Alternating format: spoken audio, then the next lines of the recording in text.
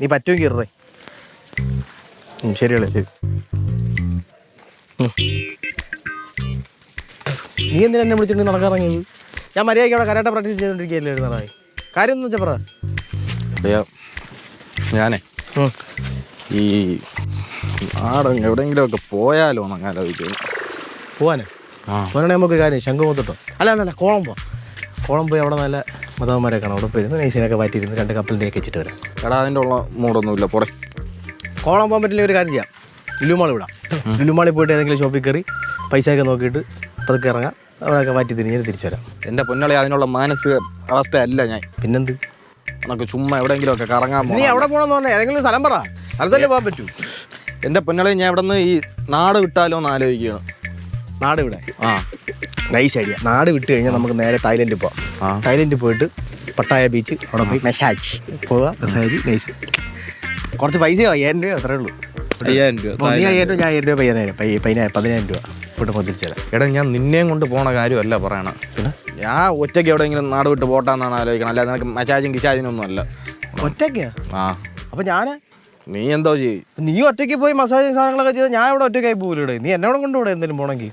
എൻ്റെ പൊന്നളിയ എൻ്റെ ഈ മാനസികാവസ്ഥയിൽ ഞാൻ ഇവിടെ നിന്നാൽ ശരിയാവില്ല. അത്രയ്ക്ക് വിഷമമുണ്ട്. നിനക്ക് ചുമ്മാ കറങ്ങാനും മാത്രമൊന്നുമല്ല. എൻ്റെ അടുത്ത് തുറന്ന് പറ, നിനക്ക് എന്ത് വിഷമമുണ്ടെങ്കിലും പറ, ഞാൻ ഇല്ല ഇവിടെ പറ.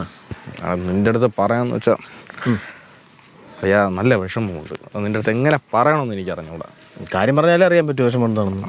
അത് നിനക്ക് മനസ്സിലാക്കാനുള്ള വിവരം ഉണ്ടോയെന്ന് എനിക്ക് അറിഞ്ഞൂടാ. എന്നാലും എന്തോന്ന് പറയാം, ഉള്ളിന്ന് പറഞ്ഞാൽ അത് ഒരാളത്ത് പറയുമ്പോൾ നമുക്ക് ആ ഒരു എന്തോന്നു സമാധാനം കിട്ടണം. അത് പറയുമ്പോൾ വിഷമം പറയാം, ഡീപ്പായിട്ടുള്ള വിഷമമുണ്ട്. നേരത്തെ പറയണ്ടേ, എനിക്ക് വഴിയുണ്ട്. നമ്മൾ നേരെ ബാറിലോട്ട് പോകുന്നു, 2 ബിയർ എടുക്കുന്നു. ക്യാൻ മതി, നീ കുപ്പി മേടിക്കണ്ട, 2 ക്യാൻ എടുത്താൽ മതി. ക്യാൻ എടുക്കുന്നു, 4 പൊറോട്ട ഓർഡർ ചെയ്യുന്നു, കുറച്ച് dry fry, beef fry order ചെയ്യുന്നു, കഴിക്കുന്നു, കേൾക്കുന്നു. അങ്ങനെയുണ്ട്. നിനക്ക് എൻ്റെ വിഷമം കേൾക്കണേ, നിനക്ക് വെള്ളം അടിക്കണം. എടാ അതെന്താണെന്നറിയാമോ? വേറൊന്നുമല്ല, നീ എൻ്റെ അടുത്ത് വിഷമം പറയും, ഞാനത് കേട്ടോണ്ടിരിക്കും. അപ്പം നീ ഇമോഷണലി ആണല്ലോ എൻ്റെ അടുത്ത് ഈ കാര്യങ്ങൾ പറയണത്. ഞാൻ ഇമോഷണലി ഈ സാധനങ്ങൾ എടുക്കണമല്ലോ, മനസ്സിലായില്ലേ? അങ്ങനെ എടുക്കണമെന്നുണ്ടെങ്കിൽ അത് കേട്ടോണ്ടിരുന്ന് ഇരിക്കണമെങ്കിൽ ഈ സാധനം അടിച്ചുകൊണ്ട് കേൾക്കണം. അതാണ്. എടാ വൃത്തികെട്ടവനെ, എടാ ഉളുപ്പുണ്ടോ? ഉളുപ്പ് എന്തിന്?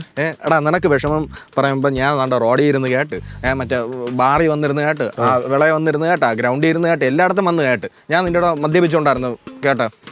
അല്ല നിനക്ക് വരുമ്പോൾ വിഷമം, എനിക്ക് വരുമ്പോൾ നിനക്ക് ബോറടി. എടാ എന്തുവാടാ ഇത്? എടാ അത് കേട്ടോണ്ട് നീ ഒരു കാര്യം ചെയ്യും, നീ ഇവിടെ എങ്ങനെയെങ്കിലും ചാരി ചെയ്യുന്നു, ഞാൻ വേറെ അടുത്തെങ്കിലും പോയി പറഞ്ഞോളാം.